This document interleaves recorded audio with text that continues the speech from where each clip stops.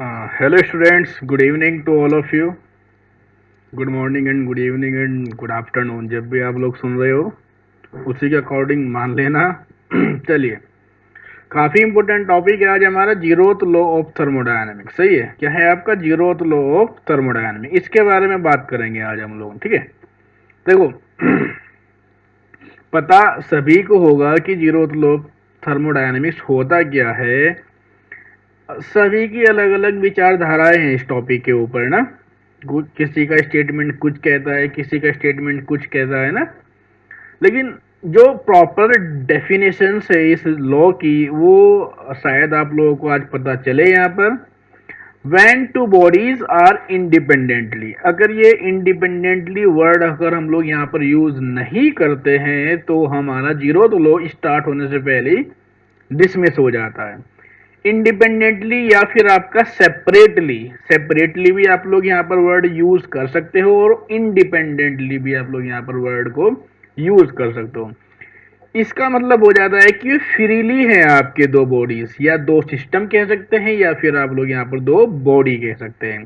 कोई भी दो सिस्टम या फिर दो बॉडी आपके थर्मल इक्विलिब्रियम में होते हैं with the first body, that means with the first body या फिर आपका थर्ड बॉडी।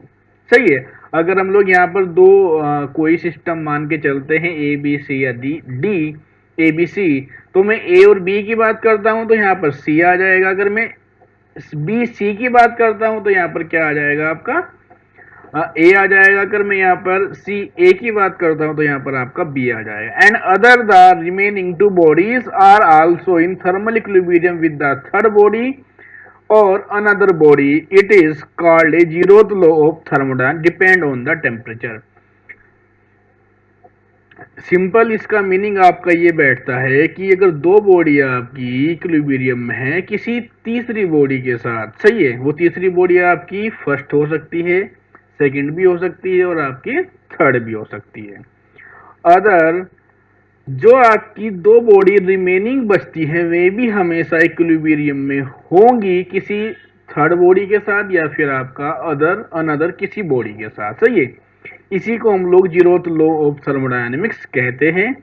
और ये आपका डिपेंड करता है किसके ऊपर, आपका ये आपका डिपेंड करता है टेम्परेचर के ऊपर।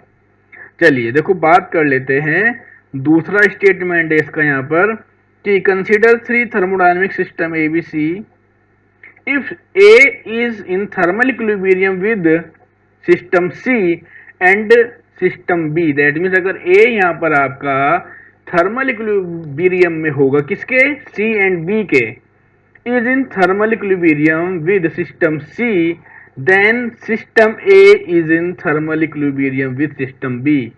देखो, हम लोग ऐसे भी कह सकते हैं एक्चुअली, बहुत सारे स्टेटमेंट कहते हैं कि दो बॉडी तीसरी बॉडी के साथ इक्विलिब्रियम में है, तो जो बची हुई दो बॉडी हैं वो भी आपकी थर्मल इक्विलिब्रियम में होनी चाहिए। मेरे अकॉर्डिंग और जो बुक के अकॉर्डिंग, जो बुक में प्रीफर करता हूँ उसके अकॉर्डिंग, ये जो पहले वाली जो ये स्टेटमेंट 100% एकदम एक्यूरेट है। वहीं पर ही अगर मैं इस स्टेटमेंट की बात करता हूं तो ये भी एक्यूरेट है, लेकिन 100% एक्यूरेसी इसके अंदर मैं नहीं कहूंगा आप लोगों को। चलिए अब बात करते हैं कि ये जो आपका जीरोथ लॉ होता है ये दिया था किसने भाई, ये आपका दिया था, the credit for formulating the law goes to Ralph H Fowler. That means जो थर्मोडायनेमिक्स है आपकी सारी की सारी आपको पता होना चाहिए। ये मैथमेटिकल बेस तो नहीं है, ये सारी की सारी क्या है आपकी एक्सपेरिमेंटल बेस है। क्या है आपकी एक्सपेरिमेंटल बेस, सारी की सारी थर्मोडायनेमिक्स है आपकी। ठीक है, चलिए, तो इसका जो एक्सपेरिमेंट किया था, फॉर्मुलेटिंग किया था, वो इन्होंने किया था, साइंटिस्ट हैं। अब बात ये आती है, it came after first law but it is more basic as it give the concept of thermodynamics and thermal equilibrium, so is name zeroth law. Actually ये फर्स्ट लॉ के बाद आया था, लेकिन फिर भी इसका नाम जीरोथ लॉ रखा गया क्योंकि इसने जो कंसेप्ट दिया है टेम्परेचर का और थर्मल इक्विलिब्रियम का, ये बहुत ही बेसिक कंसेप्ट है। इसी वजह से इसको हम लोग जीरोथ लॉ के नाम से जानते हैं। चलिए अब इसका दिखाता हूं मैं आपको पैराग्राफ जो डायग्राम बनाया है मैंने खुद ने, ये सिस्टम ए है, ये बी है, ये सी है। ए सिस्टम और बी सिस्टम क्या है, एडियाबैटिक वॉल और नॉन कंडक्टिंग वॉल के साथ जुड़ा हुआ है। दैट मीन्स ये एक ऐसा वॉल है जिससे जो आपका हीट है वो पास नहीं हो सकता, ना तो ए से बी में जा सकता है, ना ही आपका बी से ए में जा सकता है। There is no transfer of heat from A to B, कोई भी हीट का ट्रांसफर आपका यहाँ पर नहीं होगा। That means Q equal to आपका 0 हो जाता है। और ये दिख रहा होगा आपको ब्लू कलर का जो वॉल है, इसको हम लोग बोलते हैं डायाथर्मिक वॉल और कंडक्टेड वॉल, जिसके अंदर बात होती है कि जो मेरा पास Q है वो डज नॉट 0 के है, ओनली हीट इज ट्रांसफर। आपका हीट ट्रांसफर यहाँ पर हो सकता है ए से सी में जा सकता है और बी से सी में जा सकता है। ये तब तक आपका हीट का ट्रांसफर होगा जब तक ये तीनों की तीनों बॉडी आपकी थर्मल इक्विलिब्रियम में नहीं आ जाती है। और जब भी ये तीनों की तीनों बॉडी आपकी थर्मल इक्विलिब्रियम में आ जाएगी तभी आपका ये जीरोथ लॉ ऑफ थर्मोडायनेमिक्स कहलाएगा। क्लियर? यही है बेसिक कंसेप्ट, और कोई इसका बेसिक कंसेप्ट नहीं है। चलिए अब बात करते हैं कंसेप्ट ऑफ टेम्परेचर की। देखो टेम्परेचर का कंसेप्ट बड़ा इजी है, इसका बात कर लेते हैं। जैसे कि ये मेरे पास एक कंटेनर है, कंटेनर के अंदर मैटर है, क्या है, मैटर के मॉलिक्यूल्स हैं। और सभी को पता है मैटर के पास में क्या होता है, काइनेटिक एनर्जी होती है। और काइनेटिक एनर्जी वो चारों साइड में आपका मूवमेंट कर सकता है। ठीक है, मैंने 3 साइड में दिखाया, चारों साइड में आपका मूवमेंट कर सकता है। Every molecules strike each other and generate the hotness in the system, this is hotness give the concept of temperature. हर एक मॉलिक्यूल्स आपस में टकराएगा, किसकी वजह से, काइनेटिक एनर्जी की वजह से। काइनेटिक एनर्जी कहां से आएगी, क्योंकि मॉलिक्यूल्स के पास क्या है, टेम्परेचर राइज है उसका। जब टेम्परेचर बढ़ा हुआ होता है तो भाई उसके पास काइनेटिक एनर्जी होती है, और वो उसी काइनेटिक एनर्जी से दूसरे मॉलिक्यूल से टकराएगा, और उस दूसरे मॉलिक्यूल्स के पास भी काइनेटिक एनर्जी आ जाएगी। और वे सारे के सारे जब आपस में टकराएंगे तो क्या हो जाएगा, उस सिस्टम की हॉटनेस इंक्रीज हो जाएगी। यहीं से आपका कंसेप्ट निकल कर आता है टेम्परेचर का। Temperature is measure of the intensity of degree of hotness in a body. Technically, it is determined by getting the average speed of a body's molecules. Heat is measured on the quantity of heat energy present in a body. समझ गए बात को? भाई किसी भी container के अंदर अगर गैस की बात करते हैं उसकी गैस के पर्टिकुलर मॉलिक्यूल्स भी होते हैं, मैटर की बात करते हैं उसके भी पर्टिकुलर मॉलिक्यूल्स होते हैं। तो सभी मॉलिक्यूल्स के पास क्या है, काइनेटिक एनर्जी होती है। वो कब होगी, जब आपका उसके पास कुछ ना कुछ टेम्परेचर तो होता ही है, सही है। तो उसी टेम्परेचर की वजह से उसके पास काफ़ी एनर्जी होती है, जिससे कि वो आपस में दूसरे मॉलिक्यूल से टकराते हैं।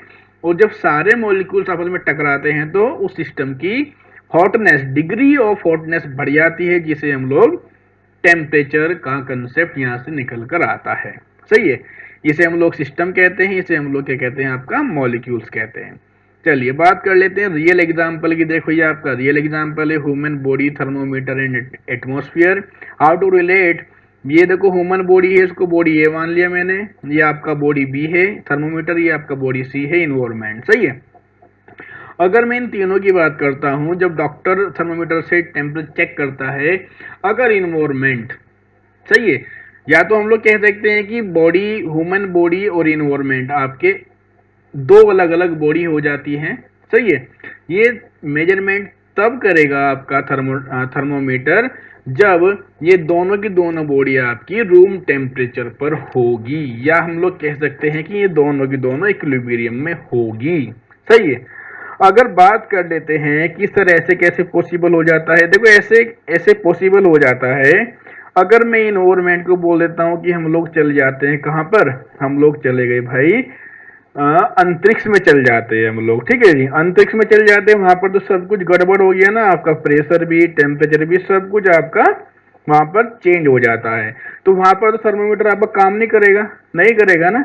ये कब काम करेगा आपका, जबकि अर्थ के ऊपर ही जो आपका नॉर्मल एटमॉस्फेरिक टेम्परेचर होता है, तभी आपका ये थर्मोमीटर यहाँ पर इक्विलिब्रियम कंडीशन में आकर वर्क करेगा, अदरवाइज वर्क नहीं करेगा। ये इसका बेसिक आपका एक एग्जांपल हो जाता है। सिंपल सिमिलर आपका दूसरा एग्जांपल है आपका hot water, cold water and room temperature atmosphere. देखो ये हॉट वाटर मेरे पास बॉडी है, ये कोल्ड वाटर मेरे पास बॉडी बी, और ये थर्ड बॉडी मेरे पास ये रूम टेम्परेचर। ये आपकी डायाथर्मिक वॉल है। हीट का ट्रांसफर आपका तब तक होगा जब तक दोनों की दोनों बॉडी आपकी इक्विलिब्रियम में नहीं आ जाती है। आफ्टर सम टाइम, कुछ समय बाद जब ये इक्विलिब्रियम में आ जाती है तो ए बॉडी और बी बॉडी और सी बॉडी ये तीनों की तीनों आपकी इक्विलिब्रियम में हो जाएगी। दैट मीन्स ये क्या है आपका, all body is in thermal equilibrium with room temperature, this is called A thermodynamic equilibrium, या फिर हम लोग कह सकते हैं थर्मल इक्विलिब्रियम। जब सारी की सारी बॉडियां आपके इक्विलिब्रियम में हो जाती है उसको हम लोग क्या कहते हैं, थर्मल इक्विलिब्रियम। और थर्मल इक्विलिब्रियम का जो डेफिनेशन होता है, there is no temperature difference between system and surrounding, या फिर टू बॉडीज भी हम लोग यहाँ पर कह सकते हैं। चलिए कुछ इंपोर्टेंट पॉइंट्स यहाँ पर है, जैसे कि फर्स्ट है आपका एडियाबेटिक। एडियाबेटिक क्या होता है, in which no heat is gain और lost by the system, that means Q equal to 0। Example आपका स्टीम टरबाइन।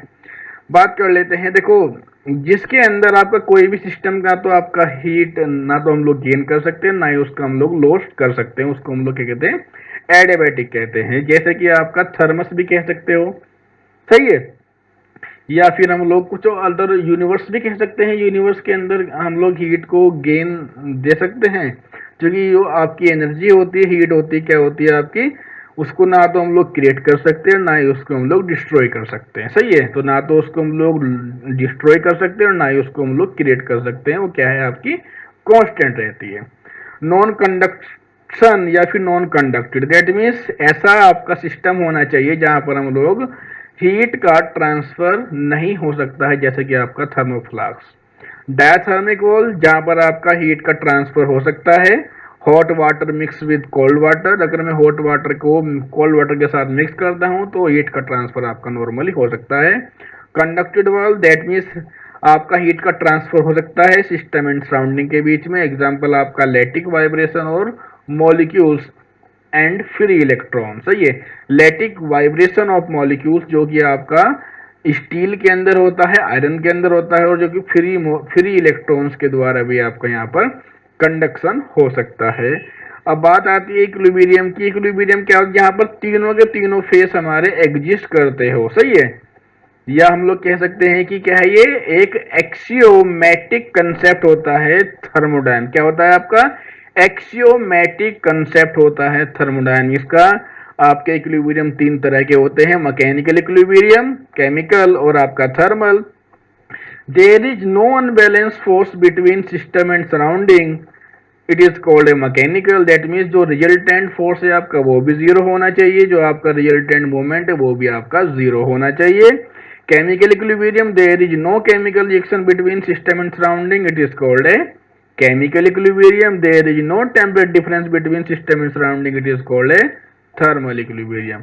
ये सारे के सारे क्या है आपके मोस्ट इंपोर्टेंट पॉइंट यहाँ पर हो जाते हैं। कुछ क्वेश्चन है इसके ऊपर एमसीक्यूज के क्वेश्चन, जैसे कि आपका on which law of thermodynamics is that measure of temperature base, वो आपका जीरोथ लॉ हो जाता है यहाँ पर। दूसरे क्वेश्चन की बात करता हूं मैं, what is SI unit of temperature, वो आपकी केल्विन हो जाती है। Zeroth law of thermodynamics state that, ये क्वेश्चन नंबर थर्ड की बात करता हूं तो आपका हो जाता है option number D, when two system are in thermal equilibrium with third they are in thermal equilibrium in each other. अगर मैं यहाँ बात करता हूँ, the temperature of a gas is a measure of, किससे हम लोग मेजर करते हैं आपका एवरेज काइनेटिक एनर्जी, जिसके बारे में हमने अभी बात की थी, वो गैस की हम लोग यहाँ पर मान के चलते हैं। लास्ट क्वेश्चन है आपका, zeroth law of thermodynamics deals with, वो किसके साथ डील करता है आपका, कंसेप्ट ऑफ टेम्परेचर के साथ में डील करता है। चलिए, आई थिंक सो आपको बहुत सारी जानकारी यहाँ पर मिली होगी जीरोथ लॉ के बारे में। थैंक यू सो मच, ऐसे ही आप लोग बने रहिए। अच्छा लगा है तो वीडियो को शेयर जरूर करना ना भूले, शेयर करें, लाइक करें। बाय, टेक केयर, नेक्स्ट मिलते हैं किसी और वीडियो के साथ। Bye bye.